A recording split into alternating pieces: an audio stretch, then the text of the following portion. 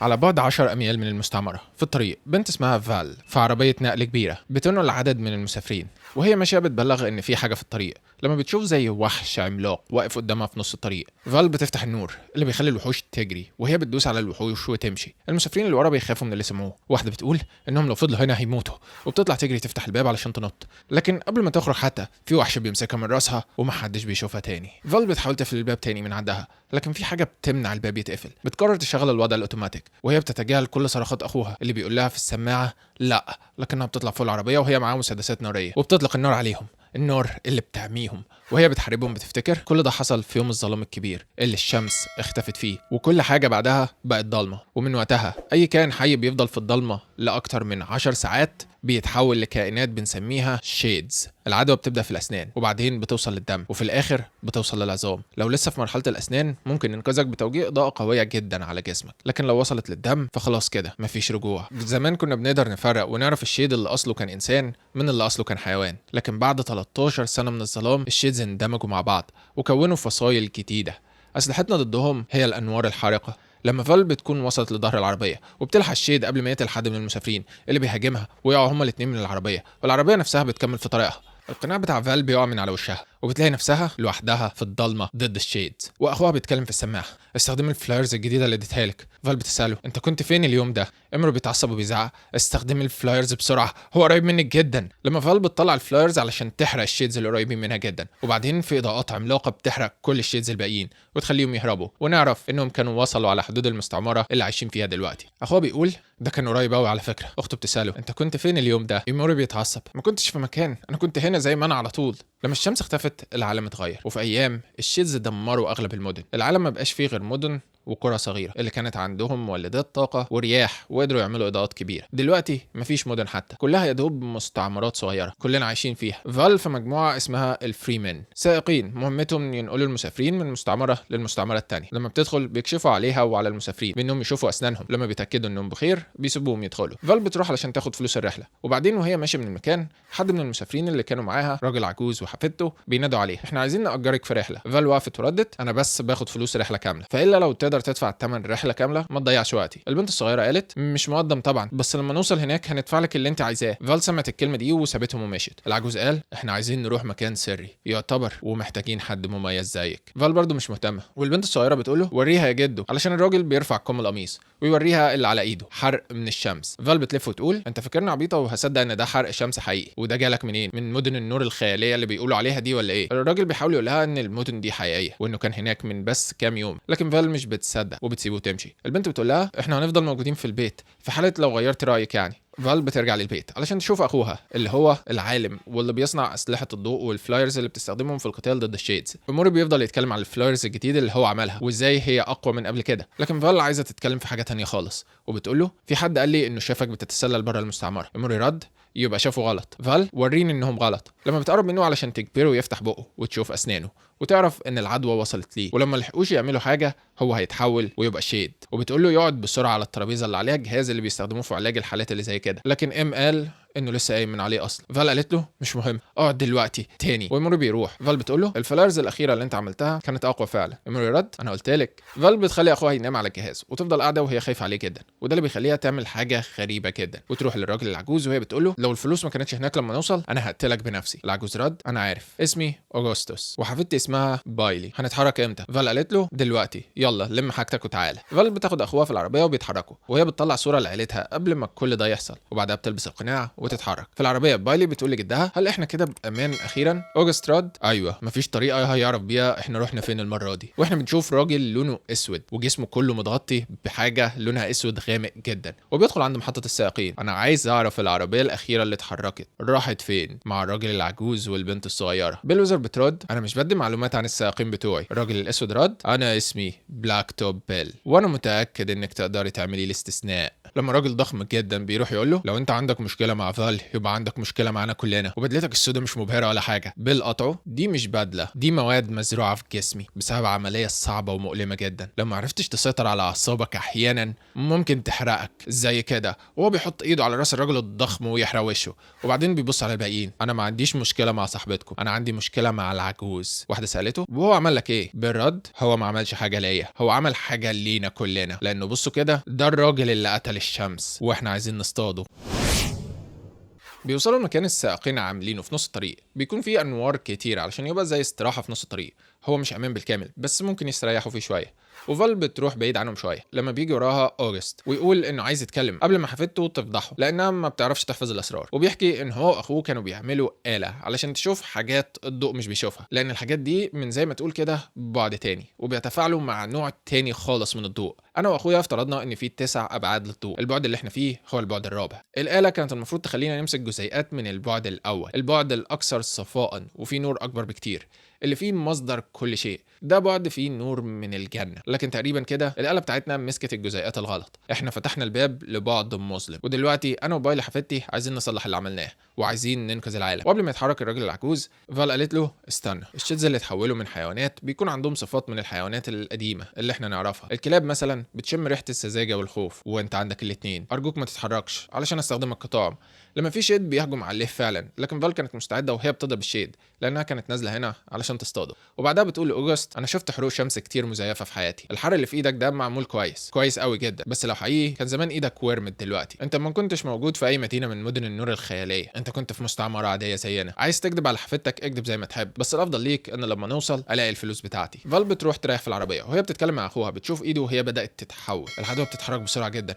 وقبل ما اموري يحاول يهداها ويطمن نفسه بتسمع في السماعه بيل ويزر اللي بتكلمها وتقول لها اهربي من الطريق، في حد عايز يمسكك اسمه بلاك توب بيل. فال قالت بلاك توب بيل ازاي يعني؟ ده زي القصص اللي كانوا بيحكوها لنا واحنا عيال صغيرين ولا ايه؟ بيل ويزر الفرق ان ده مش قصه اطفال، ده بجد. هو اخد مجموعه من السائقين اللي خافوا منه ومشي وراه علشان يدوروا عليك. ارجوكي اهربي، هو مش عايزك انت، هو عايز الحقيره اللي معاكي. فال بترفع المسدس على اوجست. قول لي مين اللي بيجري ورانا؟ بيل ردت مفيش حد، كان في واحد بس احنا هربنا منه، هو بس مش عايزنا ننقذ العالم، هو بيحب الضلمه. فال وهو دلوقتي قتل اصحابي، انا عايز اعرف هو ليه بيجري وراكم، انا عايز اعرف السبب الحقيقي. لما فجاه بيسمعوا صوت الانذار، بلاك توب بيل والعصابه اللي معاه على وصول، وبيل بيقدر يخترق اجهزه الاتصال بتاعه فال ويكلمها. ازيك يا فال، هل هتبقي بنت كويسه وتسلميني الراجل العجوز؟ فال بتخليهم يركبوا السياره بسرعه. بيل بيقول لها ساعديني طيب، اساليني اي حاجه. فال سالت هتعمل ايه بيهم؟ بيل هقتلهم وهعذبهم شويه الصراحه قبل ما يموتوا. فال بتتحرك في السياره وبيل بيقول بصي انا عارف انا عايز ايه ومش بكدب، لو هربتي همسكك وبعد ما اقتلهم هحبسك انت واخوكي في اوضه لحد ما يكتمل التحول بتاعه ويقتلك بنفسه، لكن لو سلمتيني الاتنين هسيبك تعيشي وهنقذ حياتك كمان. بص يا فال انا في العاده بشتغل لوحدي، بس المجانين اللي اجروني للمهمه دي معاهم فلوس كتير ومعاهم لمبه شمسيه، حاجه حلوه جدا، ايه رايك؟ حياه العجوز مقابل حياه اخوكي. فال بتسمع الكلام ده وتوقف العربيه. موري قال انت بتعملي ايه؟ فال انا مش هسيبك تموت،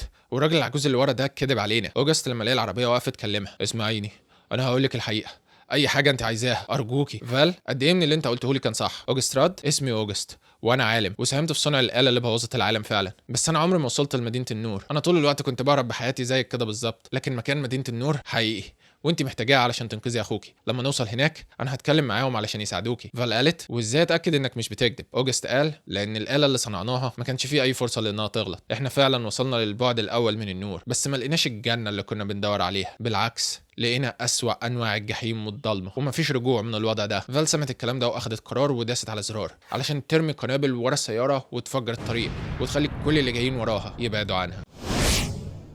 بتستمر المطاردة في الطرق المظلمة بأقصى سرعة لما فجأة بيلاقوا قدامهم لوحة نيون منورة للصورة. بيل بيصرف في كل اللي معاه وقفوا حالا وهم مش فاهمين دي مجرد لمبه يعني، لكن اول ما بيقربوا منها بتنفجر فيهم وتفجر عدد كبير من العربيات بتاعتهم. لكن الانفجار ده مش بيأثر في سياره بيل والجنود الاصليين اللي كانوا معاه. فال بترمي عليهم شرايح علشان تدمر العجل بتاعهم، لكن السياره بتاعت بيل مدرعه وهو بيطلع خطاف اللي بيرميه علشان يمسك في سياره فال، لكن ده خطاف كهرباء ولو فضل هيقتل البطاريه بتاعتهم وهم مش عارفين يعملوا ايه. فالعربيه من ورا اوجست بيقول لبيلي الحكايه ما خلصتش، خلي الكتاب ده معاكي، انت مش هتفهمي منه حاجه دلوقتي، بس لو وصلت لاخويا هو هيفهم، وصلي ليه وكل حاجه هتبقى تمام. انا اسف ان انا كدبت عليك، جايز مش هنقدر نرجع الشمس تاني، بس ممكن يكون في طريقه عشان نوصل حتى لحاجه افضل من نور النهار. قولي لاخويا ان الكتاب فيه الطريق للحقيقه، الكتاب فيه الطريق لايوس. انا اسف على كل حاجه، انا بحبك. وهو بيفتح باب العربيه ويقول لبيل انت عايزني انا مش كده، انا اهو. وهو بيطلق عليه النار، لكن بيل بيرمي الخطاف علشان يضرب اوجست في صدره ويسحبه ليه بشكل بشع. وبيلي بتبكي على جدها اللي بيقولها بسرعه اقفلي الباب. بيلي بتقول انا مش هسيبك ابدا، وبيل بيحط النشان عليها ويطلق الخطاف، لكن في اخر لحظه فال بتوصل وتنقذ بيلي وتقفل الباب. ودلوقتي موري هو اللي بيسوق العربيه وبيقول لها البطاريه قربت تخلص. فال بتقول له ارمي كل الحموله، كل حاجه في العربيه ارميها، علشان يرميها وتفجر الطريق وراهم وتبعد بيل عنهم. بيل بيقف بعد ما خلاص اخد اللي هو عايزه، ودلوقتي بيربط اوجست في العربيه بتاعته من فوق ويقول دي من اللحظات النادره اللي الواحد فيها بيقابل اللي صنعه. انا سمعت انك كنت ضد انهم يختاروني انا لانك كنت فاكر ان انا ممكن استمتع بالموضوع زياده عن اللزوم. اوجست قال وهو بيموت ارجوك، انا اديت بيلي نسخه مزوره من الكتاب، خد الكتاب الاصلي اهو ومش لازم تروح وراها، قتلني انا وسيبها. بيل انا مش هقتلك انت ولا هي يا دكتور، انا هسيبك هنا لحد ما تتحول لشيد وانت اللي تقتلها بنفسك. زي ما قلت لك في طرق كتير علشان تستمتع بشغلك. فال بتوصل مع بيلي للكهف قديم في بصمات ايد كانوا بيعملوها بمواد بتنور في الضلمه، وعلشان كده هو هيبقى كويس يرتاحوا فيه شويه. وفال بتغطي اخوها اللي العدوى بدات تسيطر عليه جدا، وهو بيقول اخيرا ايه اللي حصل في اليوم اللي خرج فيه بره في الضلمه لوحده. هو كان فاكر انه صنع آلة محاكاه للشمس، هو دفع فلوس كتير في تجميعها، هو كان متخيل انها ترجع كل اطياف اللون، هو حط الآلة وجهزها بره المستعمره اللي كانوا عايشين فيها. هو كان عايز حتى يرجع طيف واحد بس، مش لازم كل الاطياف، لكن الآلة ما اشتغلتش وانفجرت. هو كان نفسه ينجح بأي شكل علشان نفسه وعلشان أخته، وهو بيعيط وبنشوف إيده والتحول قرب يكتمل. فال قالت له أنت كنت عايز تساعد الناس كلها، بس أنت برضه لازم تساعد نفسك. وبعدين بتسيبه يرتاح وتروح تتكلم مع بيلي. أنا عايز أعرف كل حاجة جدك قالها عن المكان اللي إحنا رايحين ليه ده. بيلي ردت هو فيه كل حاجة إحنا محتاجينها، المكان فيه نور الشمس، هو فيه حاجة أقوى من نور الشمس كمان، حاجة اسمها لوكس. فال بتتضايق يا بيلي بجد انا عايز اعرف حاجات حقيقيه مش خيالات علميه. ايه الكتاب اللي اداهولك؟ طيب بيلي بتطلع الكتاب وتديه لفال، هو قال ان اخوه تايبيريوس هيفهمه. فال بتفتح الكتاب وفعلا مش بتفهم اي حاجه. بيلي بتقولها وانت مكمله معايا ليه؟ فال انا ما عنديش اختيار تاني، بس خلينا صريحين، اي حاجه فاكراها عن العالم القديم وعن الشمس خلاص انتهت، نور الشمس انتهى للابد. بيلي اتعصبت انا ما شفتش نور الشمس اصلا، انا اتولدت في الضلمه، وبرغم كده انا مصدقه ان الشمس هترجع واحسن من الاول كمان زي ما جدي كان بيقول. انا مصدقه ان الكتاب ده هيحل كل حاجه. فال وبيلي بيكملوا رحله وهم حاطين موري على الاجهزه وقافلين عليه في صندوق العربيه الكبيره وبيراقبوه.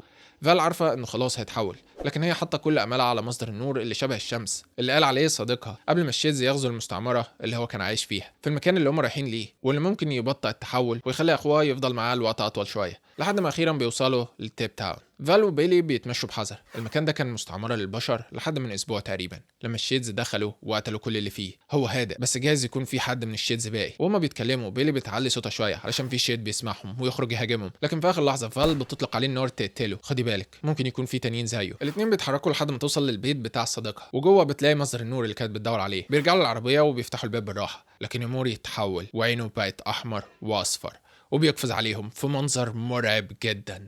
فال بتشغل محاك الاضاءه اللي بيرمي بقوه كبيره يا ام ده انا، هل انت سامعني؟ وفعلا مصدر الضوء بيساعد ام يرجع شويه لوعيه. يا فال انا بحاول بس في صوت كتير في راسي، ارجوكي خليكي بعيد عني. فال ردت مستحيل، انا بس عايزاك ما تسمعش الاصوات اللي بيكلموك بيها لاطول وقت ممكن.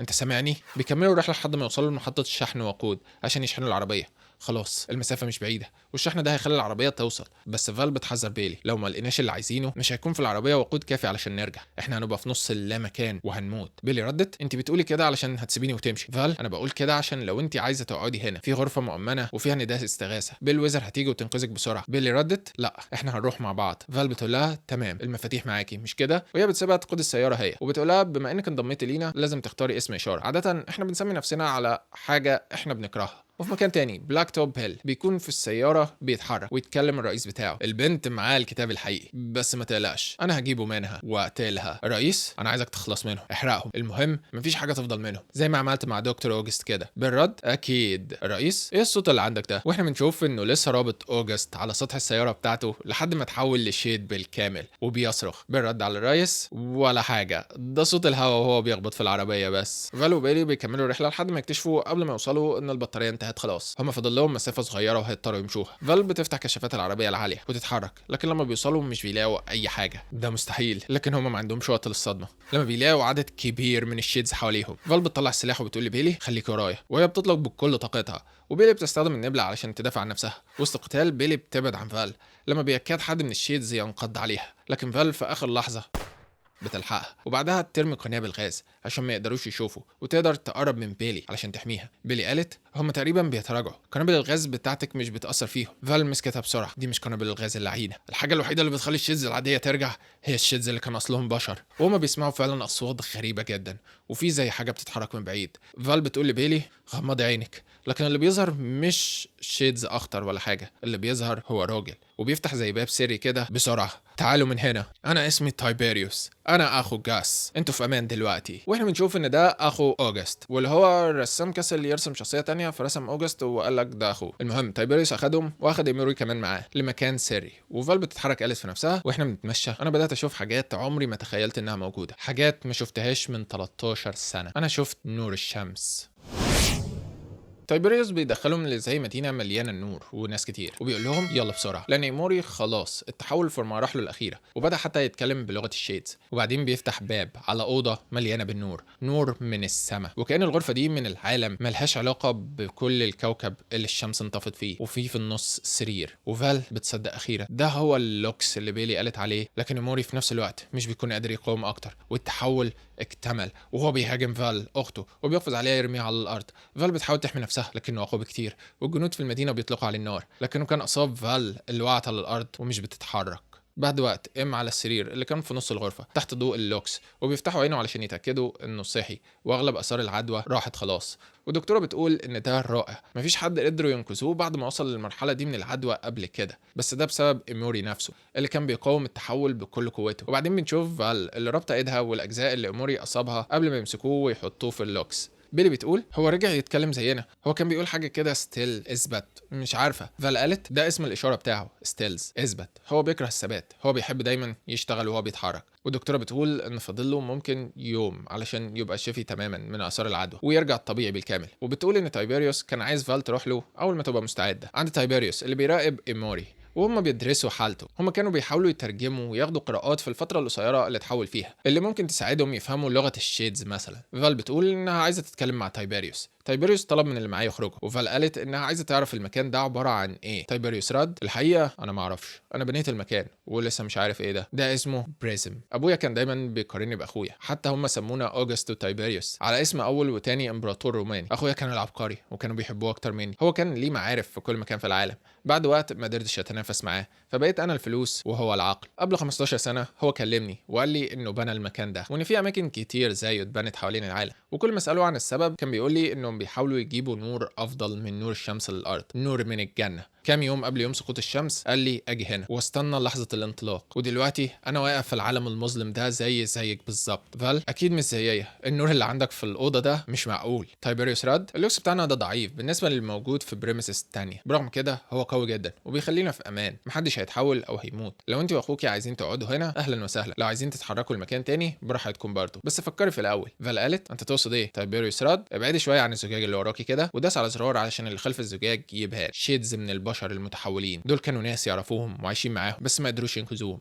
هم سايبينهم هنا علشان يدرسوهم ويحاولوا يفهموا اللغه بتاعتهم او اي حاجه، وهو غالبا عارف انه في النهايه هيضطر يحرقهم ويخلص منهم. فال قالت له اوجست ادالنا كتاب وقال لنا ان اللي فيه ممكن يساعد في استعاده نور الجنه اللي انت قلت عليه ده، وقال حاجه اسمها ايوس باين. تايبيريوس قال انا اسف، انا مش مهتم باي حاجه من الحاجات اللي اخويا كان بيعملها. الناس اللي اخويا كان بيشتغل معاهم ايا يكن هم مين اهدافهم كانت واضحه، هم ياخدوا النور كله وباقي العالم كله يموت في الضلمه، مش مهم. وبعدين بيسيبها. فال فضلت 3 ايام بتفكر بس ما كانش في حاجه تفكر فيها، المكان ده كل حاجه كانت بتحلم بيها، ايه اللي ممكن يخليها عايزه تمشي؟ وبيلي بتقول انا فكرت في اسم ليا بيبر، يعني فلفل اللي هو الشطه ده، لانها بتكره الشطه. لما الدكتوره بتقطع اللحظه دي علشان تبلغهم ان اخو فال ايموري صحي، فال بتحضنه وهو بيبكي. انا اسف. لكن فال بتقول له يسكت، قول لي بس انك كويس. ايموري رد من ناحيه الجسم ايوه جدا كمان، لكن وانا هناك شفت حاجه، اللغه بتاعتهم زي صور، الضلمه مخليهم متوصلين ببعض. انا شفت هم عايزين يعملوا ايه لينا كلنا. كل اللي بيحصل ده مجرد البدايه. انا برضو شفت المخاوف بتاعتهم من كائنات مصنوعه من النور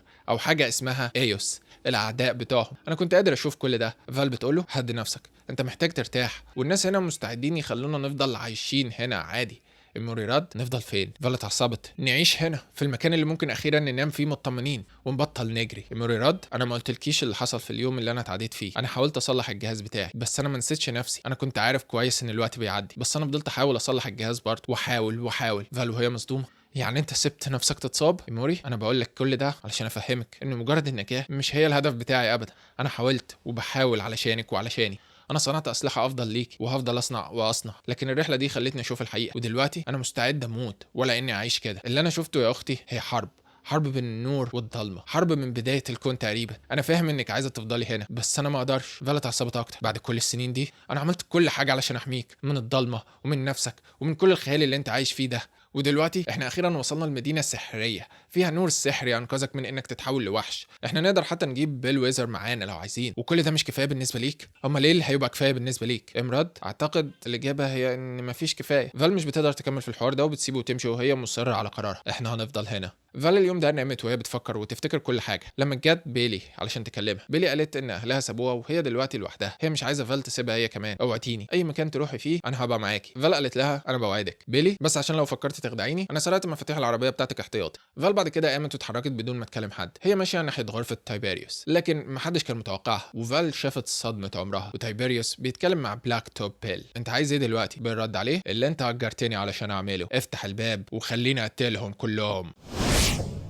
تايبيريوس قال مش لازم نستعجل، خلينا ناخد الكتاب منهم الاول وبعدين نشوف. بيل رد انت اجرتني علشان اقتلهم، خليني ادخل وانفذ مهماتي. تايبيريوس زي اللي عملته مع اخويا كده، حولته لشيد علشان يقتل حفيدته بنفسه. بيل طريقه تنفيذ المهمه دي بتاعتي. المضحك ان انت ما كانش عندك مشاكل مع الطرق بتاعتي قبل كده. تايبيريوس المهمه كانت انك تخلص على جاس وعيلته بهدوء، مش انك تقتل المستعمره اللي هو عايش فيها كلها. كل ده ليه؟ علشان تستمتع شويه؟ مهمتك انك تتخلص من ناس معينه مش انك تستمتع بقتلهم. بيل احيانا بتبقى محظوظ وشغلتك بتكون نفس الحاجه اللي بتستمتع بيها. وكل ده فال كانت بتسمعه من وراهم وهي بترفع السلاح وتقول الكلام ده صح على فكره. لكن في اسلحه تانية بتترفع على فال ويظهر الحراس بتوع تايبيريوس. فال بتقول المضحك ان انا كنت جاي علشان اقول لك اننا ماشيين. تايبيريوس انا اسف بس ده ما بقاش اختيار متاح دلوقتي، انت وفرقتك مش هتروحوا في اي مكان. رجال تايبيريوس بيمسكوا الثلاثي فال وام وبيلي. ايموري قال انت قلت ان اخوك هو اللي تعاون مع ناس مولوا ابحاثه وسرقوا النور لنفسهم، بس ده كان انت اللي تعاونته معاه مش هو. انت بعت اخوك عشان تاخد النور لنفسك. تايبيريوس رد اي طفل ممكن يرسم خط بين النجوم ويتخيل انه يوصلهم ببعض، بس علشان تنفذ ده محتاج الناس الكبار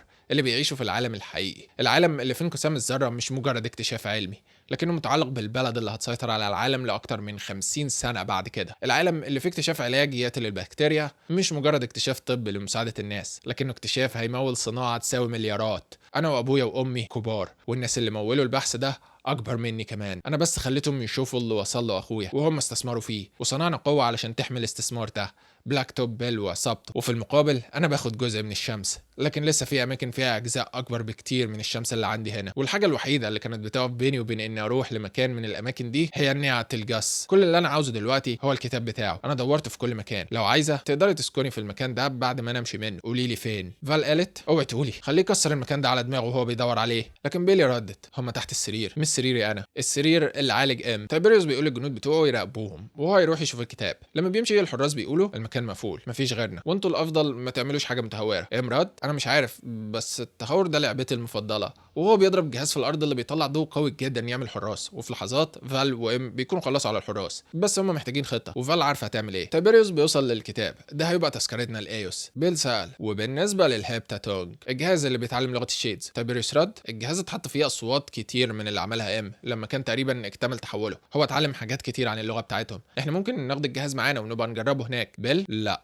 انا عايز اجربه دلوقتي. لما بيسمع صوت في المكبر صوت فال انا حاسه انك مهتمه بلغه الشيدز اكتر من انك تروح لايوس. بص انا هعمل معاك ديل، اقتل الحقير اللي قدامك ده وانا هخليك تسمع الجهاز وهو مزروع في قلبك. بالرد انت عايزاها بالطريقه البطيئه ولا السريعه؟ فال انت قلتها قبل كده، الطريقه اللي بتنفذ بيها شغلك هي اختيارك انت. بيل قال تمام واتمشى لحد الاوضه اللي عارف انهم محبوسين فيها. لما لقاهم قاعدين جنب بعض وحاضنين بعض، انتوا عارفين انكم تحضنوا بعض ده مش هيحميكم مني صح؟ فال كويس، بس احنا مش بنحتمي منك. وهو بيبص وراه علشان يشوف زي حاجات صغيره كتير محطوطه على زجاج اللي بيفصل بينهم وبين الشيدز اللي كانوا بشر اللي هم حابسينهم. ايه ده؟ دي اسمها فلاش بوبس، دلوقتي مع طاقه اكبر، وهو بيدوس عليها عشان الزجاج ينفجر والشيدز وهم خارجين بياخدوا بيل في طريقهم. فال وام وبيلي بيطلعوا يجروا بسرعه في وسط الدمار ده، والشيدز البشر بيقتلوا كل الجنود واي حد يلاقوه قدامهم في المدينه. تايبيريوس وهو في غرفه النور بيسمع صوت الانذار، وبعد وقت الثلاثه اخيرا بيقدروا يخرجوا من المكان. وام بيقول احنا لازم نلاقي ايوس دي يا فال، من الرؤيه بتاعتي الموضوع كبير.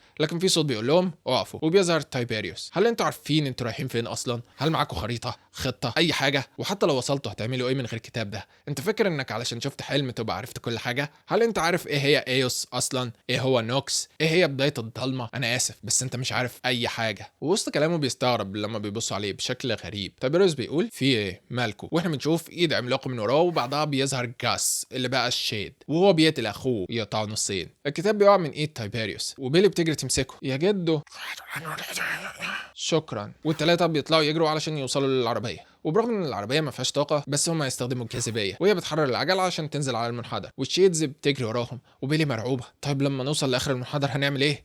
فردت مش عارفه بس احنا هننجح. انتوا سامعيني كويس؟ احنا هننجح. وهما بينزلوا على المنحدر ومرعوبين، والشيدز بتجري وراهم عشان تحت المنحدر بيلاقوا بيل ويزر واقفه مع عربيات كتير وبتقول لهم خلوا الصبح يطلع يا شباب، وكلهم بيفتحوا الانوار القويه جدا اللي بتأذي الشيدز وتخليهم يهربوا.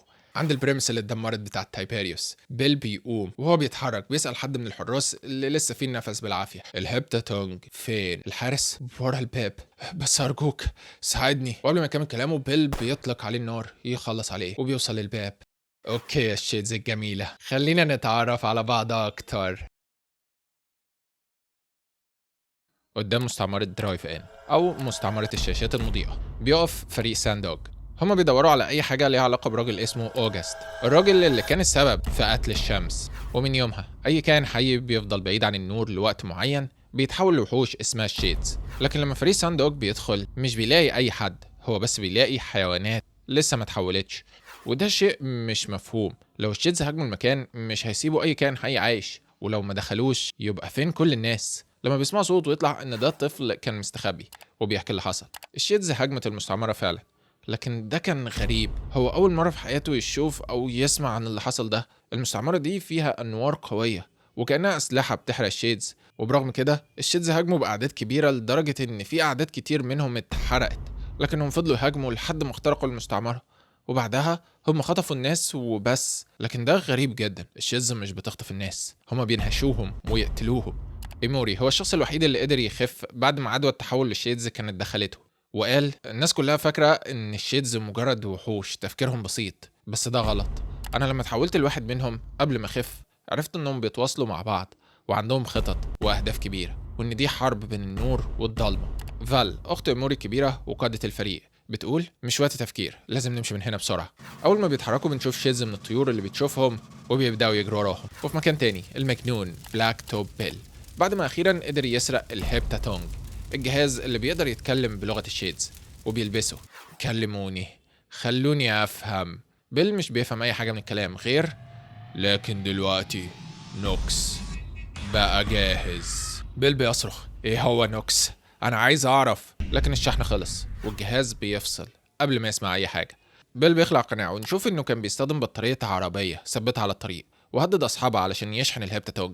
ولما الشحن بيخلص قبل ما يفهم اي حاجة بيتعصب ويقتل صحاب العربية. لكن بيظهر 3 اشخاص جسمهم متغطي بنفس المادة السوداء اللي بتخلي الشيدز ما تشوفهمش دي، زي بيل كده.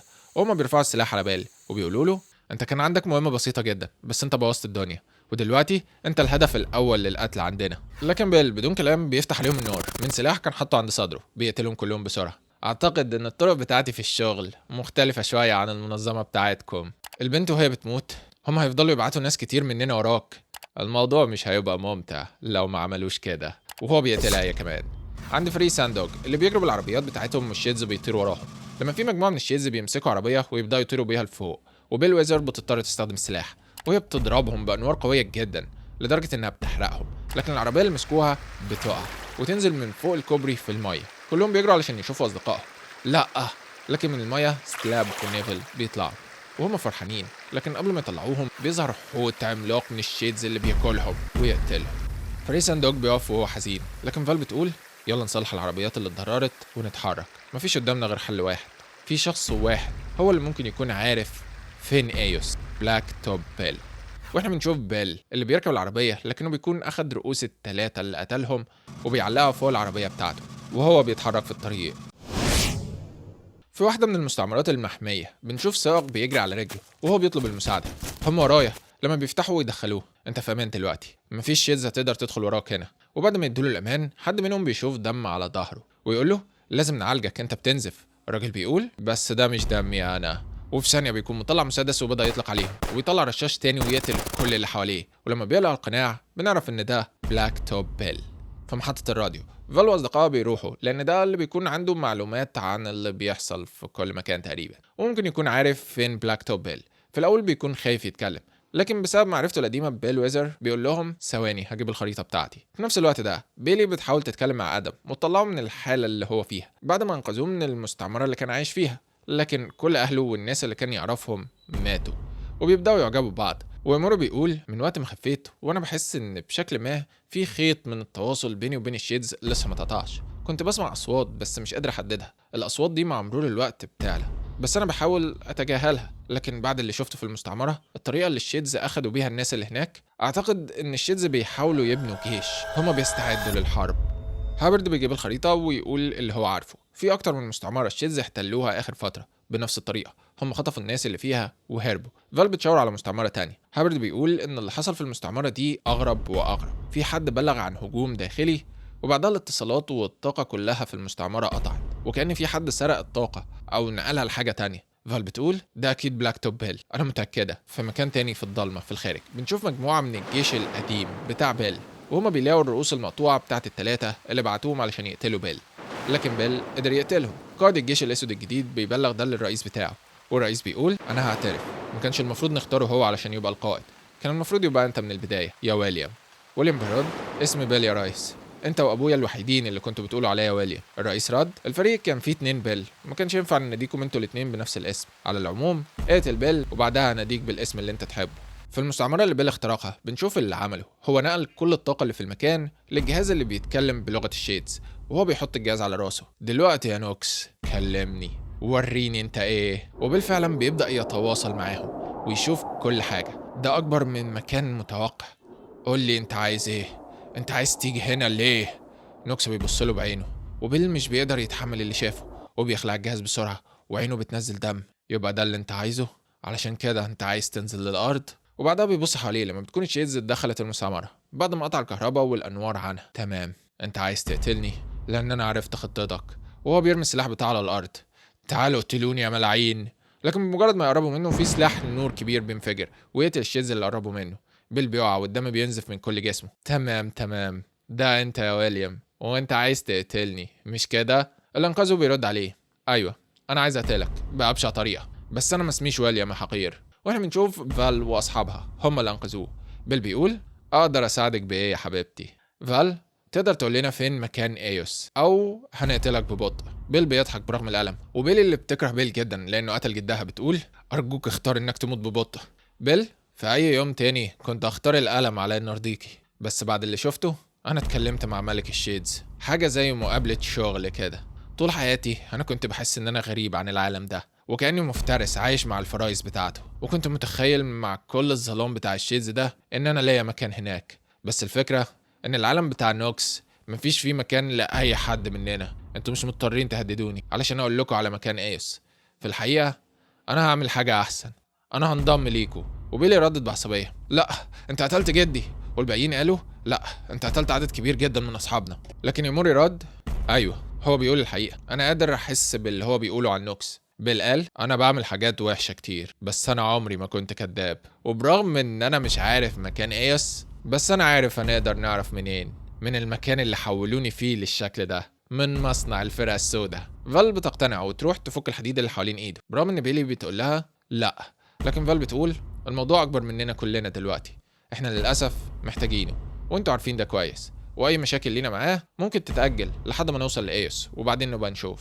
اهلا بيك يا بيل في فرقه ساندوج. بيل بيبتسم ويقول شكرا، يلا بينا ننقذ العالم اللعين ده. بعد وقت في معركة، فريق ساندوج بيكون في قتال ضد عدد من الشيدز. بيلي وادم بيكونوا شركاء، وبيلي بتنصح ادم انه لازم طول الوقت يبص وراه علشان يأمن نفسه ويعرف مكانه فين. بيل بيكون مربوط لانهم لسه مش مأمنين ليه طبعا، وبيقول كلام جميل يا بيلي. وبيلي مش بتكون لسه قادرة تتعامل على انه بقى واحد منهم، وبتتعصب جدا وبترمي السكينة اللي في ايدها عليه، لكن السكينة بتضرب الشيدز اللي كان جاي هاجم بيل من الخلف تقتله. وبيل بيقول شكرا ليك يا بيلي، انا مدين ليكي كده. وبعدها بنشوف ان القتال ده كان زي فخ علشان يجمعوا عدد من الشيدز في مكان معين، وبعدين يفتحوا عليهم النار ويقتلوهم، وبعدها يقدروا يستخدموهم كأكل. ويكون دور ايموري يضغط على الزرار اللي بيشغل الاضاءه اللي هتقتلهم بمجرد ما يتجمعوا في النقطه اللي متفقين عليها. لكن قبل ما يدوس ايموري بيشعر بالالم ويصرخ. بيلي بتوصل. ايه المشكله؟ انت تمام؟ لا، هما في دماغي. لما بيلي هي اللي بتدوس على الزرار وتخلص الموقف. بعد ما قبضوا على عدد من الشيدز بيطبخوا ويبداوا ياكلوا، وبيل بيوري لهم على الخريطه مكان المصنع اللي كانوا بيعملوا فيه العمليه اللي بتغطي جسم الناس العاديين بالماده السوداء دي، وهم طول الوقت بيصنعوا جنود زيه اكتر. بيل بيقول ان القائد بتاعهم كان واحد اسمه سام شوجر، وهو كان بيختار الناس اللي هم بالفعل عندهم ميول علشان يبقوا قتلة ومجرمين. هو كان بيختار الأسوأ منهم علشان يبقوا في الفريق، وبيختار أسوأ الأسوأ علشان يقودوا. التصفيات وصلت لحد انا وواحد تاني كان اسمه بيل برضه، بس انا خليت كل الناس تقول عليه ويليام. وسام علشان يحل الموضوع حطينا في حلبة الموت قصاد بعض، انا غلبته واهنته، ومن وقتها هو بيكرهني. بيل ويزر بتسأل بس هل ده مش معناه انهم كانوا عارفين وهم بيعملوا التجربة الاولى اللي قتلت الشمس ان ده هيحصل علشان يعملوا كل التخطيط ده؟ بيل بيقول انه ما يعرفش. بيل بتتعصب لان جدها هو اللي عمل التجربه، بس هو برضو اللي عمل المعادله اللي معاهم دلوقتي واللي عايزين يوصلوها لايوس علشان ينقذوا العالم. بس هو اكيد ما كانش متوقع ان العالم ممكن يتدمر بالشكل ده. فال قالت لها مش مهم هو كان متوقع ايه، ومش مهم اللي موجودين في ايوس كانوا متوقعين ايه، المهم دلوقتي هو اننا ننقذ العالم. ايموري قال انه شاف ايوس في احلامه، وهو عارف ان في المركز بتاعها في كائنات مليانين بالنور وكانهم ملائكه. هو عارف ان في خير جواهم، هم لو عرفوا ان في طريقه لانقاذ العالم ونشر النور في العالم كله مش هيتاخروا. بيل قال انه ما دخلش ايوس وما يعرفش شكلها من جوه ازاي، بس حتى لو الكائنات المضيئه اللي جوه دول اخيار، فاللي واقفين على بوابات ايوس بيكرهونا. هم كانوا عارفين المعادله اللي اوغست شغال عليها وكانوا عايزين يقتلوه بسببها. بيل اتعصبت وضربته. انت اللي قتلته يا حقير، وربطته في العربيه وحولته لشيد.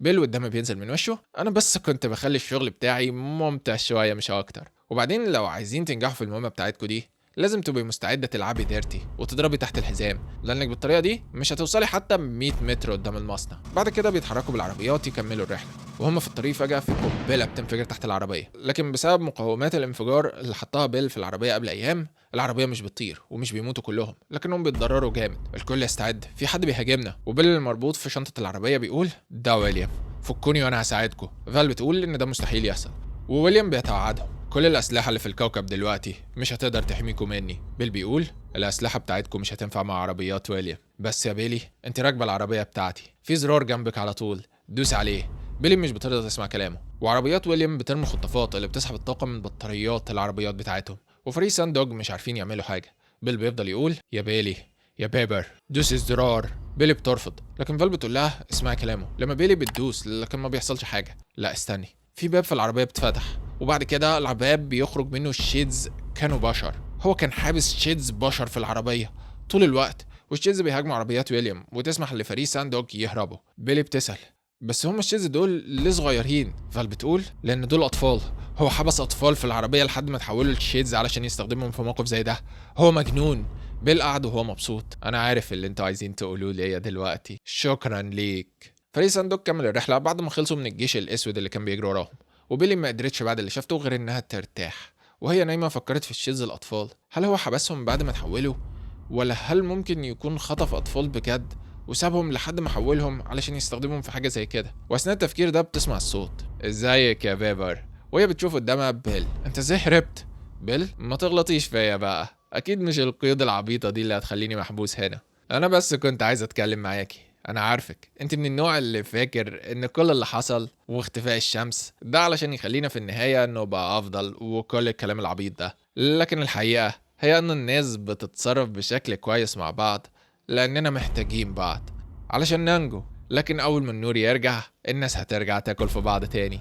وهو بيرفع السكين وبيلي بتترعب لما بيل بيضرب جنب بيلي ويظهر انه قتل شيد صغير كان جاي يهاجمها وهما مش شايفينه. وبيكمل كلامه: لو النور رجع اتأكدي الناس اللي هيرجعوا أسوأ مما كانوا قبل كده، ولو انت مش بتفكري في كده مش هيكون ليكي مكان في العالم الجديد ده. دلوقتي انا وانت متعادلين، تقدري تحط القيود في ايدي تاني لو ده بيخليكي تطمني اكتر. بيلي بتشوف كابوس وانها قدرت تستخدم المعادلة، لكن في النهاية اكتشفت ان كلام بيل صح. العالم بقى مكان أسوأ وكل الناس اتحولوا لنسخ زي بيل، حتى كل اصحابها. لما فجأة آدم بيصحيها من النوم علشان تعرف انهم وصلوا، ودلوقتي هم واقفين قدام المصنع اللي في وسط المية ومنور بطريقة رهيبة جدا علشان يبعد اي شيء عنه، وهو موجود في المية كمان علشان حتى الناس العاديين ما يكونش عندهم طرق كتير يوصلوا ليه. بيل ويزر بتقول: وهنوصل ازاي؟ مفيش غير الجسر ده وفي حراس، مفيش اي حاجه نستخبى وراها علشان نعدي منها. بيل بيقترح ان برغم كل حاجه هو كان المفضل عند سام شوجر اللي بيقود المصنع، ولو قال لهم انه رجع لصوابه وهو رجع لهم ده هيديلهم وقت يدخلوا فيه. هو بس عايزهم يفكوه ويدوا سلاح. لكن موري قال: لا، بس احنا ممكن نستخدمك كطعم، هنرميك قدامهم وبعدين نتسلق الجسر من تحت لحد ما نوصل. فال بتعجبها الخطه وبتقول: تمام، كلنا هنروح ما عدا بيلي وادم، انتوا هتفضلوا هنا لان ادم ما عندوش خبره وهيبقى عيب علينا، وانتي معاكي المعادله زائد انك حافظاها في راسك، فلازم تبقي سليمه حتى لو حصل لنا اي حاجه. احنا هنحاول نوصل لاحداثيات المكان ونبلغك بيه، اول ما تعرفيه اتحركي على طول وما تستنيناش. بيلي مش بتكون موافقه وبتتخانق مع فال، لكن فال بتقول انها قاده الفريق وهي ادت امر، وفعليا ده القرار الصح في الموقف ده. الخطه بتبدا، كلهم بيبقوا على الجسر من تحت والحراس بيشوفوا حركه الشيدز اللي في البحر بشكل جنوني، وده معناه ان في حاجه. لما بيظهر قدامهم بيل الحراس بيكونوا متعصبين منه: ايه اللي جابك يا حقير؟ بيل: انا كنت عايز اسلم على اصحابي القدام. الحارس: انت فاكر ان سام هيسيبك بعد اللي عملته؟ هو كان بيعتبرك من العيله. لما فجأة في طلقات بتقتل الحارسين ويظهر فري ساندوج، وبيل بيقول: بس انا بقى عندي عيله جديده دلوقتي. بيدخلوا كلهم ورا بيل اللي بيخليهم يتحركوا في المكان من غير ما حد يشوفهم لانه بيكون حافظ المكان لحد ما يوصلوا لمكان ما. وبيل بيقف: بطل تهريج، هنروح من انهي طريق؟ بيل: مفيش طريق، ورا الباب ده الحاجة اللي انتوا عايزينها. بيل بيفتح الباب ويدخل: ازيك يا سام؟ واحنا بنشوف سام شوجر رئيس المصنع ده كله. بيل بيروح يعتذر من ريجز الحارس الشخصي بتاع سام اللي اخر حاجة عملها بيل قبل ما يمشي كان انه حرق وشه. ريجز بيتعصب جدا وقبل ما يطلع المسدس بيظهر الفريق اللي بيهدد ريجز ويخليه يرمي سلاحه. سام قال: انت جاي ليه؟ بيل: علشان اعرفك على فريق ساندوج يا سام. يا ساندوج ده سام شوجر الراجل المسؤول هنا، اقصد لحد اللحظه اللي فاتت دي كان مسؤول. فال بتظهر وهي بترفع عليه المسدس: ازيك؟ قول لنا فين مكان ايوس اللعينه.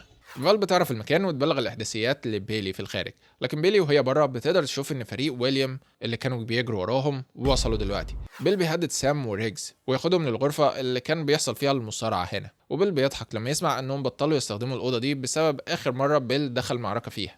انا لازم اعتذر على ده. لما فجأة في سكينة بتضرب بيل في ظهره ويظهر ويليام: يلا نخلص الخناقة القديمة بتاعتنا. وسام بيقدر يضرب فال يقع من ايدها المسدس، وبعدين بيقول لويليام: دي فرصتك، خلص عليه وخد اللي انت عايزه، الاسم وقيادة الفريق وكل حاجة. ويليام بيفرح جدا. فال بتقوم بصعوبة وهي بتزعق في بايلي: اهربي بسرعة، انت سامعاني؟ اهربي بسرعة. بايلي بترد: مش لازم تزعقي، انا هنا اهو. واحنا بنشوف ان بيلي دخلت وراهم وهي معاها سلاح علشان تساعد اصحابها، وفال اتعصبت جدا: انا قلتلك امشي. سام بيضحك: انت حفيدة اوجست مش كده؟ انزلي هنا، في جنود كتير مش هتقدري عليهم لوحدك. بيلي: بس انا مش لوحدي. وهي بتنادي على ادم: وصل الهبتاتونج. ويليام بيترعب: الجهاز ده بيسحب طاقة رهيبة، هو ممكن يسحب الطاقة اللي في المصنع كله، الشيز الاسماك هياكلونا في ثواني.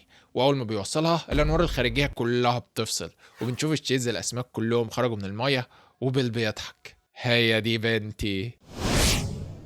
شيز البحر بيهجم على المصنع، وده بيدي فرصه لفريق ساندوج انهم يتخلصوا من الجنود اللي ماسكينهم ويحاولوا يهربوا. لما موري بيرمي قنابل دخان علشان تديهم غطاء يهربوا فيه، وسام بيقول لويليام: واضح ان ماتش الانتقام بتاعك هيتاجل، اقتل بيل دلوقتي حالا. ويليام بيعترض لكن سام بيقول له: ده امر، نفذ حالا. ويليام بيضطر يوافق ويرفع المسدس على بيل اللي بيبتسم زي المجنون: ده تمام، نفذ الاوامر. وهو بيخلع القيود اللي كانوا رابطينه بيها علشان ويليام يطلق النار على سام وريجز يقتل الاتنين. ودلوقتي بيل وويليام بيقفوا قدام بعض. ويليام بيقول: دلوقتي مفيش حد يوقفنا، مفيش حد هيرن الجرس وينقذك من تحت ايدي، ده هيبقى انا وانت وبس. وفال متعصبه من بايلي: ازاي تبقى غبيه قوي كده؟ انت الوحيده اللي عارفه المعادله وعارفه المكان. بيلي: انا مستحيل كنت اسيبكم تموتوا هنا لوحدكم. فال كويس، ادينا هنموت كلنا مع بعض كعيله واحده سعيده. بيل وويليام بيتخانقوا. ويليام عايز ده قتال شريف علشان ينتقم فيه من كل حاجه، لكن بيل بيصطدم قنبله اللي بيحطها في بق ويليام ويفجره ويفجر ايده وهو نفسه معاه. فال بتبص عليه وتقول له ايدك. بيل بيكون لسه مبتسم الابتسامه المرعبه بتاعته. كويس انك مهتمه. فال مش مهتمه ولا حاجه، انا عايزاك تقول لنا على الطريق الخروج من هنا.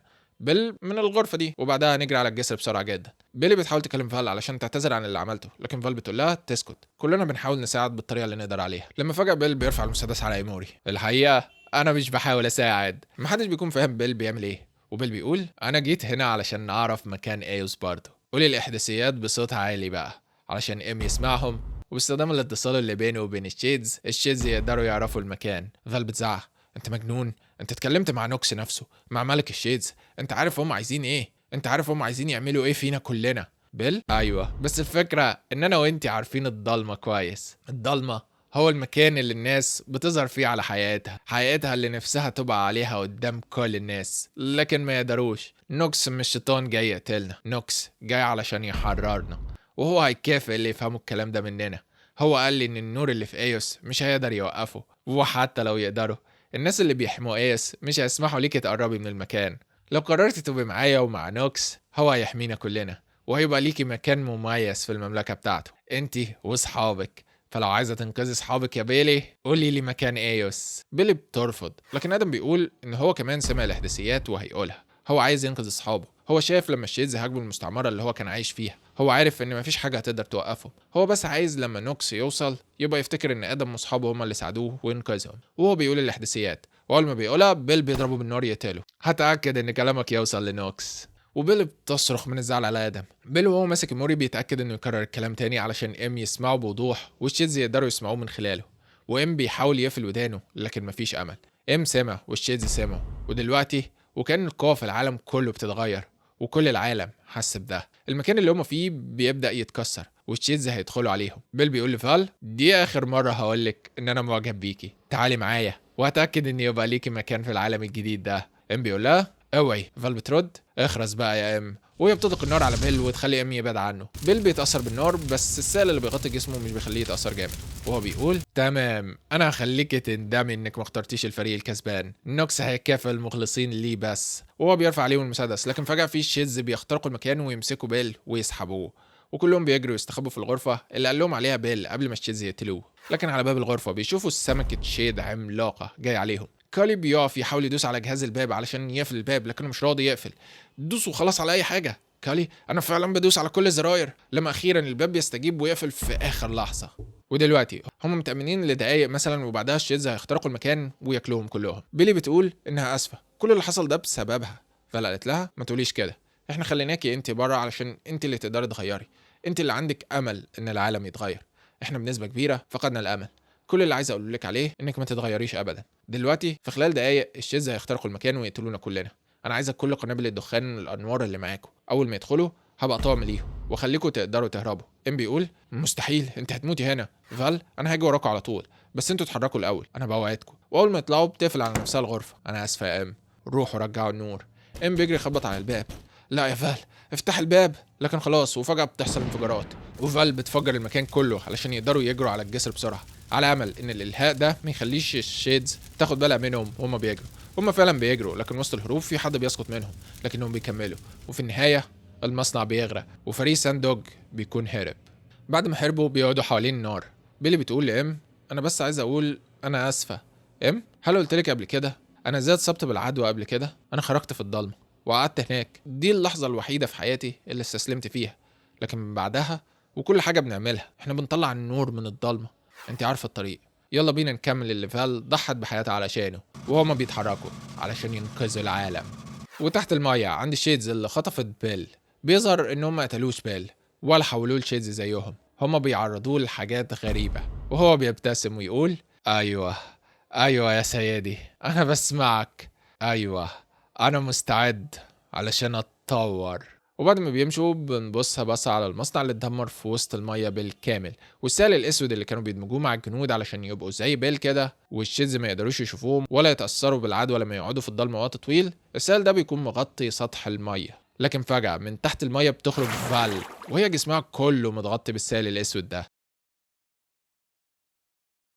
قبل 13 سنة الشمس اتسرقت، ومن وقتها والضلمة بتحول أي كائن حي يفضل فيها الوقت كفاية لوحوش اسمها الشيدز. احنا بنشوف قصة فريق اسمه ساندوج اللي قبل 3 شهور قابل بنت اسمها بيلي، واللي معاها معادلة ممكن تكون الحل لاستعادة نور الشمس مرة تانية. إيموري هو قائد فريق ساندوج دلوقتي اللي بينطلق في رحلة لاستعادة الشمس، وهم دلوقتي في الغابة وبيهربوا من الشيدز اللي بتجري وراهم، لكن ده عدد كبير جدا من الشيدز. لما بيل ويزر بتشغل السلاح بتاعها اللي بيطلق كشافات عملاقة مرة واحدة تحرق أغلب الشيدز اللي قريبة منهم، وهم دلوقتي متجهين ناحية أرجوس، وده مكان مهجور كان فيه أقوى العدسات والتلسكوبات في العالم، واللي قادر يقتل كل الشيدز اللي حواليهم، واللي حتى سلاح عربية بيل ويزر واللي هو أقوى سلاح عندهم ما قدرش. وفي شيدز تانية بتهاجمهم، وإم بيحذر في شيد عملاق جاي علينا، والشيد فعلا من كبره بيرفع العربية الكبيرة في الهواء، لكن فجأة أرجوس بتبدأ تنور وبتطلع كمية كبيرة من النور تحرق كل الشيدز اللي حوالينهم في المكان. إم بينزل من العربية ويجري على بوابة أرجوس وهو بيشتم: احنا بقالنا كتير بنلف حوالين المكان، ليه ما ساعدتناش بدري؟ احنا كان ممكن نموت. لما بيظهر من الباب فعل: اسف يا اخويا الصغير، انا لسه واصله هنا حالا. اصلا ام بيتصدم، دي اخته اللي كان فاكر انها ماتت في اخر مهمه ليهم، لكن هي دلوقتي جسمها كله بقى متغطى بالماده السوداء اللي بتخلي الشيدز ما يشوفوهاش. هل ده انت فعلا يا فال؟ فال بترد: ده اللي اتبقى مني. وهم بيحضنوا بعض، كلهم بيفرحوا ويروحوا يحضنوا فال، لكن ريجز بيظهر ويقول لهم: اقفلوا الباب بسرعه قبل ما الوحوش تاكلنا كلنا. بيل ويزر بتستغرب ان ريجز الحقير ده مع فال، وفال بتقول ان ده اللي هيقول لهم على الطريق لايوس، المكان اللي يقدروا يستخدموا فيه المعادله اللي ممكن ترجع نور الشمس للعالم. ريجز بيتكلم: ايوس دي مش مجرد مقر، دي حاجه كده زي الاهرامات. هم اختاروا المكان ده في الثمانينات لان ده اكتر مكان بيوصل له اشعه شمس على مدار السنه في القاره كلها. هم بداوا تنفيذ الخطه في 1930، يعني هم بيخططوا للموضوع من اكتر من 100 سنه. هي عباره عن مكان دائري، عباره عن حلقات كل حلقه وكانها دور، والمعادلات اللي كان بيشتغل عليها جيد بايلي كان بيتم تنقلها بين الحضارات لاكتر من 100 سنه. المهمه كانت انهم عايزين ينزلوا نور السماء على الارض علشان يوصلوا لانقى انواع النور. هم كانوا بيعتبروا ان دي هي مهمه البشر في الحياه اصلا. الاشاعات بتقول ان ايوس عباره عن 3 حلقات. الحلقه الاولى فيها نور من الشمس كافي بس لان الناس اللي فيه يفضلوا بشر وما يتحولوش ويتعالجوا من الامراض ويعيشوا حياه كويسه. والحلقه الثانيه فيها كميه اكبر من النور بيعيش فيها الناس اللي رتبتهم اعلى. وبعد كده مركز ايوس اللي بيعيش فيه المؤسسين، ودول محدش يعرف عنهم حاجه. بيلي بتقول: مش مهم، احنا هنروح هناك ونديهم المعادله، هم يشغلوها ونرجع الشمس تاني. ريكس رد: انت مش فاهمه صح، الناس اللي هناك بنوا المكان ده علشان الناس العاديين ما يوصلوش ليه، هم سرقوا النور لنفسهم. لو فاكره انهم هيفتحوا لنا اول ما نخبط تبقى غلطانه. بالويزر: يبقى هنخبط اجمد. ايموري قال: بصوا انا شفت المركز ده في احلامي، وحتى لو الناس اللي بيحمل المكان ده اشرار زي ما بتقول، فالناس او الكائنات اللي في المركز انا كنت قادر اشعر بالطيبه اللي عندهم. انا متاكد اننا لو وصلنا ليهم هم هيساعدونا. ريكس بيتكلم بعصبيه: انت مجنون، حوالين الدرع الخارجي في الاف الشيدز دلوقتي، من غير ما اقول على الوحش الجديد كمان. ام بيسال: يقصد ايه يا فال؟ فال بتوريهم صور من كاميرات المراقبه في ارجوس في اخر لحظاتها. واحد بيروح على الكاميرا ويقول: ارجوس سقطت، الشيدز اخترقوا المكان، لكن المشكله في شيد جديد مختلف. وقبل ما يكمل كلامه في زي اذرع بتمسكه ويبدا يتحول لشيد في ثواني. لكن ده مستحيل، عمليه التحول بتاخد اسابيع وشهور احيانا. ازاي هو اتحول بالسرعه دي؟ امراد: ده اكيد نوع جديد من الكائنات بياخد قوته من نوكس نفسه، حاجه زي الايد اليمين بتاعت نوكس. بالويزر بتقول: الشيدز في الطريق علشان يدمروا ايس، وبعدها نوكس هيوصل وياكل الكوكب كله، دي الحرب الاخيره ولازم نكسب. ريكس قال: مفيش شيد ولا بشر هيقدروا يخترقوا الدرع الخارجي الايس، الموضوع هياخد بتاع 100 سنه، احنا نقدر نسيب كل حاجه ونروح نعيش حياتنا وهنفضل في امان. ام رمى قنبله صغيره على مجسم لكوكب الارض علشان تنفجر، وقال: ده اللي هيحصل للارض، انا شفت نوكس، هو هيخلي الشيدز يدخلوا الايوس باي ثمن، مفيش مكان هيبقى امان، احنا لازم نروح لايوس، وفال هي اللي هتقودنا. فال مسكت اخوها وقالت: لا انت اللي هتقود، انا هبقى الكلب اللي بيحمل خرفان، وبيلي هي الخروف اللي احنا عايزين نحميه، لكن انت اللي بدات كل حاجه، والرحله دي انت القائد بتاعها. ام بص عليهم وقال: انتوا عارفين مهمتنا ايه؟ وكلهم بصوت عالي: ننقذ العالم اللعين. الفريق بيتحرك ويمشي في الطريق، وبعد مسافه كبيره فال بتنبه ام لحاجه علشان يشوفوا قدامهم بتاع 50 شيد ولا حاجه، بس هم واقفين ليه وكانهم مستنيين الاوامر. كاي بيشوف حاجه بتتحرك من وراهم، ده هو الشيد الجديد الوحش. ريكس بيترعب: افتح الباب. ام بيقول: مستحيل، لكن ريكس مش بيقدر يستنى اكتر وبيفتح الباب علشان يهرب، وهو بيجري اذرع الشيد الوحش بتمسكه، وفي ثواني بيتحول للشيد زيهم. فال بتزعق: ايا يكن انت مين، ورينا نفسك يا جبان، علشان الوحش الجديد بيظهر نفسه، والكل بيترعب لما يشوف ان ده هو بيل. انا مبسوط اني شفتكم مره تانية.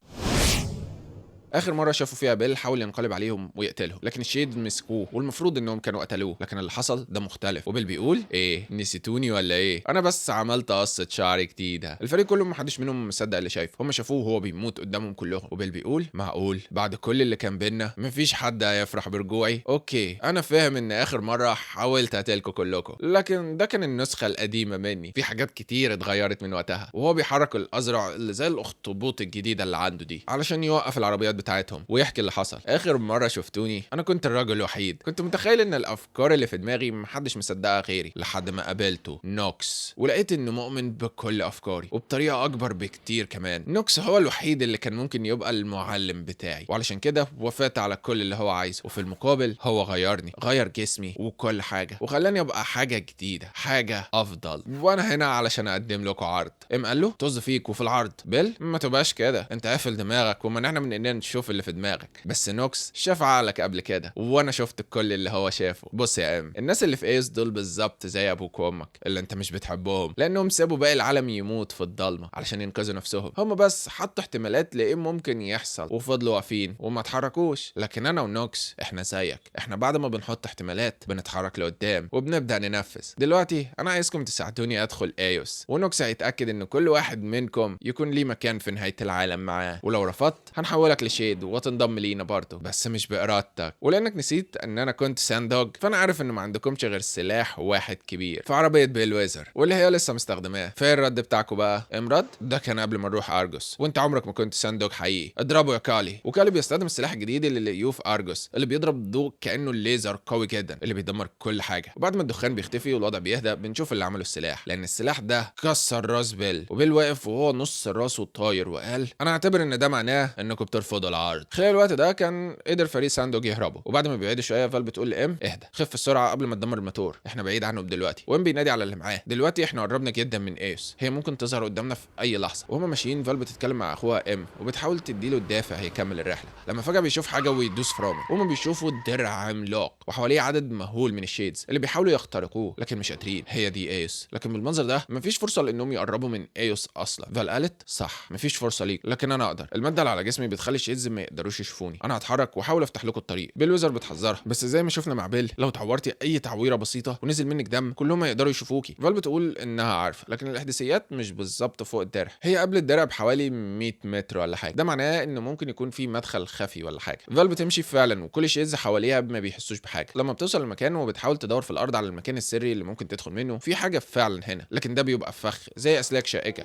اللي فال بتتعور فيها وبينزل من ايدها الدم وكل الشيدز بيقدروا يشوفوها. وام بيزعق ارجعي بسرعه انا همشي وراكي. فال قالت له لا افضل مكانك ده امر. انا القائد دلوقتي. وهو بيتحرك وبيستخدم السلاح الجديد علشان يبعد كل الشيدز اللي حوالين فال، وكل العربيات بتكون وراه وهم بيجروا جري هستيري بدون اي اتجاه. في باب كبير فجاه بيتفتح تحتهم وكل العربيات بتقع فيه وفال معاهم، وبعد كده الباب بيتقفل. كلهم بينزلوا وهم مش فاهمين اي حاجه، لكن المكان بيكون مليان نور بشكل مش طبيعي لدرجه انهم مش شايفين حاجه. ايه المكان ده؟ لما بيسمع صوت بيرد عليه ده بسيط، هي دي ايوس. والفريق بيشوف كائنات عملاقه وحرفيا بتنور.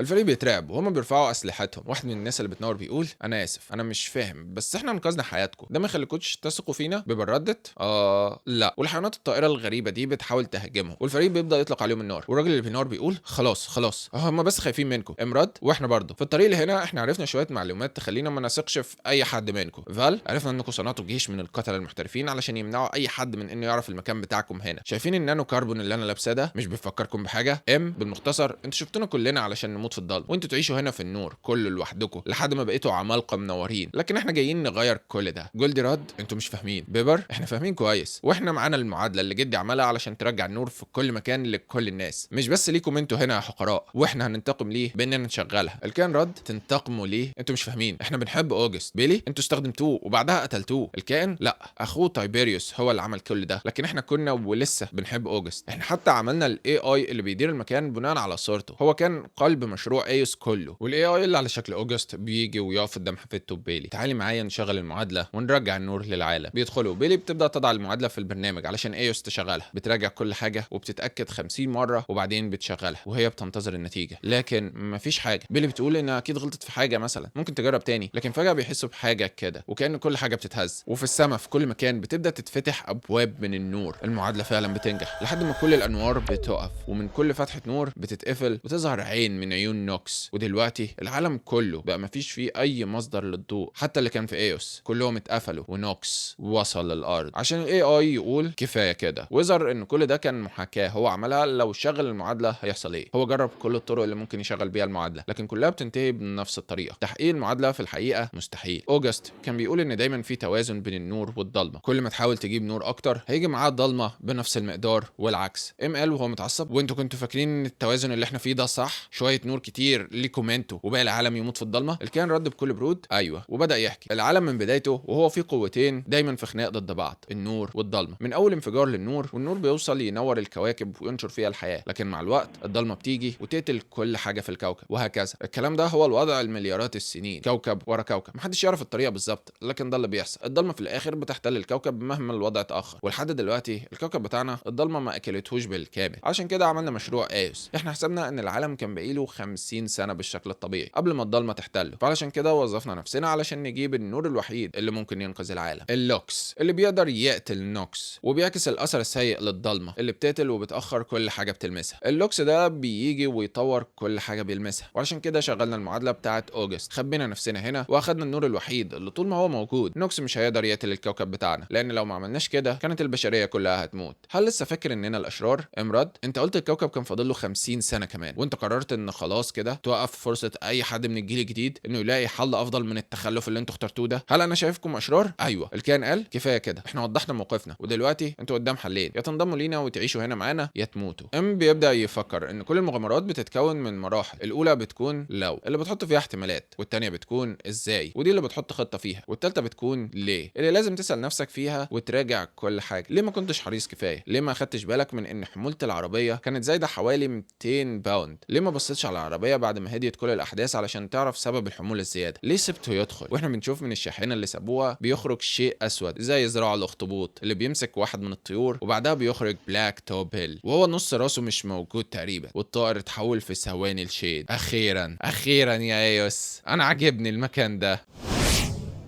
بيلي بتقول ان ده غلط، اكيد في حاجه ناقصه، اكيد انتوا تعرفوا حاجه مش عايزين تقولوها لينا. لكن جولدي بيرد مفيش اي حاجه، دلوقتي في اختيارين، تختاروا تكملوا معانا ولا تموتوا. اموري وفال مش مقتنعين بالكلام برضه، وبيلي بيتكلم الاي اي اللي مبني على ذكريات جدها. دور على اي حاجه، ما تدورش بس في المعادلات والارقام، دور في الكلام اللي قاله قبل ما تتصنع، اكيد في حاجه. لكن الاي اي بيقول انا جربت كل حاجه لكن مفيش اي نتيجه. جايز خطته كانت انه يخليكم تمشوا ورا المعادله علشان توصلوا هنا وتقدروا تعيشوا بامان. فال قالت في واحد قال زمان ان النجاه مش بتساوي الحياه. جولدي رد يعني انت اخترتوا، تقدروا تمشوا دلوقتي او هنجبركم. لكن فجاه بيسمعوا صوت غريب، وبيلي بتقول دي زي اصوات الشيدز. جولدي هو متعصب جدا، انتوا عملتوا ايه؟ لما بيتحركوا ناحيه الصوت لكنهم مش بيلاقوا كل الطيور والحيوانات، هم راحوا فين؟ لما بيسمعوا صوت بيل، هم ما راحوش في مكان يا جولدي، هم بس بقوا معايا. واحنا بنشوف بيل وهو واقف بعد ما حول اغلب الحيوانات والطيور للشيدز، وبيقول ازيكم يا اصحابي، انا حولت المكان لبيتي الجديد، ايه رايكم فيه؟ الجولدز مش فاهمين ازاي انسان يقدر يعمل كده. بل قالت لهم انه مش انسان، هو بقى من اعوان نوكس. جولد بيقول علشان كده الضلمه اللي فيه قويه جدا زي قوه اللوكس اللي موجود في ايوس، بالرد اقوى كمان. هما بيحاولوا يحاربوه على قد ما يقدروا. بيلوزر بتقول انه بيحولهم اسرع ما احنا بنقتلهم، وكانت الجولدز بيقاتلوا لكنهم كتار جدا. بالمعدل ده المكان كله هيبقى ضلمه في النهايه. وهنا بتجيله فكره، استنى، انا حاسس ان هي دي الخطه بتاعت اوجست من الاول، اننا نخلي ايوس ضلمه. لو شغلنا المعادله هنقتل كل مصادر النور الخارق في الكوكب، وبعدها نوكس هيوصل للارض. بس المعادله مش هتقتل اللوكس اللي موجود في اجساد السكان الاصليين اللي موجودين في قلب ايوس واللي اتملوا بيه. بصي على الجولدز دول اللي في المركز مليانين بالنور اكتر بكتير من دول، انا شفتهم في الرؤيه بتاعتي. الجولدي قال له انت بتتكلم على الجليرز؟ نوكس ده عمره يتقاس بملايين السنين، حتى الجليرز مش هيقدروا عليه. قال لكن لو احنا قوينا النور بتاعهم باستخدام المقويات التلسكوبيه اللي موجوده في ارجوس هي هتبقى قادره تقتل نوكس. جولدي قال له طب وهل بيل هيسيبك توصل لارجوس علشان تجيب المقويات؟ امرد نوكس بيشتغل كعقل مشترك، كلهم مربوطين بعقل واحد، وبيل وكل شيدز انا اقدر افتح الاتصال اللي بيني وبينه مره تانية واخليه يفتكر اننا لسه هنا بنقاتل، بينما احنا في الحقيقه رايحين ارجوس علشان نجيب السلاح اللي هنقتل بيه نوكس. فال بتخاف على اخوها، انت عايز تسيب بيل يدخل عقلك؟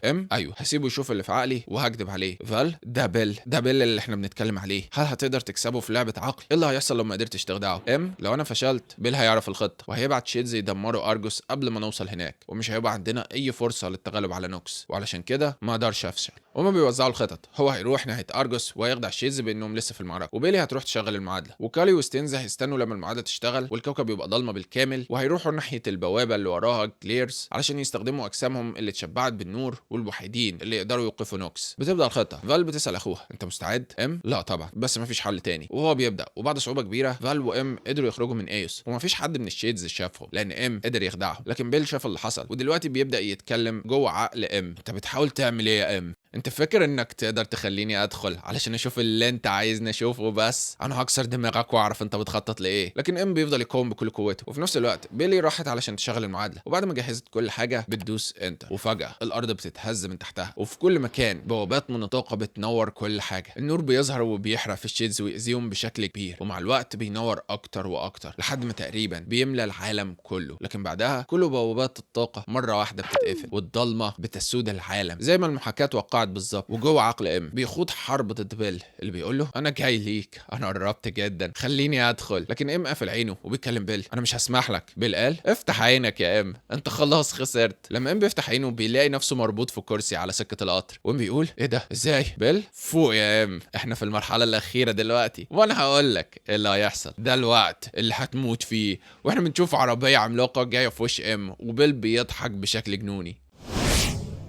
ام بيهرب في اخر لحظه قبل ما العربيه تخبطه. ام مش فاكر حاجه، مش عارف هو فين، لكنه بيجري وهو بيفتكر الخطه. انا بحاول امنعه يعرف احنا رايحين فين، احنا جوه عقلي دلوقتي. بيل ده بقى عقلنا دلوقتي. ام لا ما تسمعش ليه، وهو بيهرب، لكن بيل بيفضل يجري وراه وصوته في كل مكان. ام بيجري لحد ما يوصل لمكان شبه البيت بتاعه، وبيلاقي ابوه وامه. ارجوكوا ساعدوني. لكن ابوه اللي شبه الزومبي رد احنا حاولنا نساعدك قبل كده لما سيبناك على الطريق علشان تموت. ام بيهرب من البيت بسرعه، لكن بيل بيجري وراه في كل مكان لحد ما في الاخر بيمسكه. مفيش جري تاني، مفيش مكان تهرب ليه. ده الوقت اللي هتنضم فيه لينا للضلمه. ام بيقول لاخته هو خلاص مسكني، انا مش قادر اكتر من كده. فال لا امنعه، انت تقدر، ما تسمعش كلامه. بيل بيقول تمام، تعال نروح مكان تاني، مكان نقدر نبقى فيه لوحدنا. وداخل عقل ام بنشوف انه بقى في الفضاء نفسه، وبيل بيتكلم ده افضل الضلمه. انا عارف انك مش عايز تقول لي انتوا رايحين فين او ايه خطتك، بس انا هقول لك السر، اخطر السر في العالم عن نوكس. نوكس جاي، هو خلاص على وصول، وهقول لك ازاي تقدر تكسب. ام لا انا ههرب منك ومنه. بيل انت هتحاول، لان ده اللي النور بيعمله دايما، النور بيهرب من الضلمه، دي الحقيقه الوحيده في الكون. من الضلمه النور بيتولد وبيفضل يجري باقصى سرعه عنده، باسرع السرعه في الكون كله، وطول ما هو بيتحرك بيسيب وراه اجزاء منه. نجوم في كل مكان في الكون، النجوم اللي حواليها بتنشأ الحياه، لكن دايما الضلمه بتيجي وراه علشان تستعيد حقها وتقتل النجوم دي. انت عالم يا ام، عمرك سمعت عن نظريه العدو اللدود؟ نظريه نيمسيس. نيمسيس دي نظريه ظهرت في السبعينات علشان تشرح دورة الانقراض اللي كانت بتحصل على الكوكب، لكنها برضو علشان تشرح ليه في كواكب كتير حسب دراستنا المفروض كان يكون فيها علامات الحياة، لكن برغم كده بتظهر وكأنها مظلمة. نظرية نيمسيس بتقول ان كل نجم بيصنع الحياة بيتولد في نجم معاكس مصنوع من المادة المظلمة بيتولد معاه. نجم بيتولد في الضلمة وما نقدرش نشوفه بالأجهزة بتاعتنا. النجم المظلم ده بيفضل يدور في المدار حوالين النجم الأصلي ببطء، بيشوفه والحياة بتزدهر حواليه، ومع الوقت بيقوى ويقتل الحياة اللي اتصنعت لحد ما في النهاية بياخد حقه في المكان ويرجع ضلمة زي الأول. بص يا ايموري، بص علشان تفهم مين هو نوكس، بص علشان تعرف أقدم شكل للحياة في المجموعة الشمسية من أكتر من 5 مليار سنة، قبل أكتر من نص مليون سنة على وجود أي حياة على كوكب الأرض. أول شكل للحياة اتخلق حوالين الشمس كان الميكروبات اللي ظهرت في كوكب المريخ. بص يا ايموري، ده اللي انت بتهرب منه، ده هو نوكس، ده أقدم شكل للحياة في المجموعة الشمسية، ده هو الأصلي. لما النجم المظلم بيقدر يوصل للشمس، نوكس بيوصل علشان يقتل الحياة اللي ما اتقتلتش في غياب الشمس. دلوقتي النجم المظلم قتل الشمس، ونوكس جاي ليكم هنا. اموري لا انا ههرب، اسرع يا فال، اهربي. بيل اجري زي ما تحب، بس انا همسكك. بص انا وانت يا ام احنا برضو نيمسيس. لما ببص على حياتي حتى قبل ما الشمس تختفي بحس ان طول حياتي كنت عميل لنوكس من غير ما اعرف. حتى انا كنت بطارد الناس اللي نجوا من الموت وبيتفاخروا بانهم هربوا. انا كنت الضلمه اللي بتجري ورا النور. انا كنت فاكر ان فال هي نيمسيس بتاعي، لكن لا، ده انت يا اموري، انت اللي بدأت الرحله دي، انت اللي هربت من الضلمه وعمال تجري من وقتها باقصى سرعتك. انت الشمس وانا النجم المظلم، انت ما تقدرش تهرب مني، وعلشان كده دلوقتي قول لي انت رايح فين؟ ام بيسمع صوت فال من بعيد، احنا قريبين، بص الانوار، احنا قربنا. ام انا بحاول، انا ببص، لكن بيل بيقول له وقفت ليه؟ بص اكتر، بص ابعد من المجموعه الشمسيه، بص على المجره كلها، بص على كل نجم اتولد في مجره درب التالي. التبانة. كل نجم منهم ليه نيمسيس، كل كوكب كان ليه نوكس. هل فهمت دلوقتي؟ كل نور في المجرة بيرجع للضلمة في الآخر. هل عايز تعرف ازاي تكسب ضد نوكس؟ هتكسب لما تبطل تجري. انا عارف انك عايز تبطل تجري، انا عارف انك تعبت من الجري ومن الخوف، لكن خلاص. وكل اللي بيبقى شايفه ام في عقله هو ضلمة بالكامل. وبالبيكمل انت عايز تهدى وتاخد نفسك وترتاح وتقول لعمو بيل انت رايح فين. ام مش بيكون قادر يقاوم وبيقول احنا رايحين لمكان فيه 1000 عين مضيئة، مدافع كتير. لكن فجأة بيسمع صوت فال، افتح عينك النور قدامك. بيل بيصرخ مفيش نور، مفيش نور في اي مكان، قول لي انت رايح فين. ام لا انا شايف النور. بيل لا النور بيموت والضلمة بتكسب دايما، مفيش امل من اللي بتعمله. ام لا في امل، انا شايف. بيل انا وريتك، انت شفت، قول لي ايه خطتك اللعينة. ام انت صح يا بيل، انت وريتني. النور دايما بيتمسك في النهاية، بس هو بيقدر يقف تاني. في كل كوكب النور بيقوم فيه من تاني وبيجري. كل الكواكب دول الحياة بتقاتل، اي نعم الضلمة بتلحقهم في الاخير، لكن الفكرة كلها في السباق، المعركة. طالما احنا لسه عايشين وبنجري هو ده المهم. بص وشوف اللي انا شايفه، عشان لما بفتح عيني كل اللي بشوفه هو النور. وهنا ام بيقدر انه يفتح عينه. اخيرا هم وصلوا قدام ارجوس. ام كان على وشك يستسلم، لكنه قدر يمسك نفسه في النهاية. وبيبصوا في السماء بيشوفوا حاجة غريبة جدا. ام بيقول ان ده هو النوكس، هو جاي، يبقى احنا لازم نتحرك بسرعة. لكن لما بيدخلوا ارجوس بيلاقوا ان المكان متدمر، وام بيحس بيهم وكأن في 100,000 شيد حوالين المكان. هم ما عندهمش اي فرصة. وبيسمع صوت بيل 1000 عين مضيئة. انا عرفت حل اللغز، انا حاولت اخليك تشوف وتفهم، ده اللي بيحصل دايما، الضلمة بتلحقك.